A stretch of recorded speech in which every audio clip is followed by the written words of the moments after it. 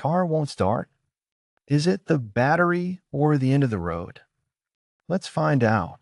Have you ever tried turning the key and nothing? It's frustrating, but before you panic and call a tow truck, let's troubleshoot. Check if your headlights are dim or if the car is making a clicking sound. If so, it's likely the battery. Grab jumper cables, connect them, and you're back in business. Don't waste money on towing. Subscribe to our channel for more quick fixes like this.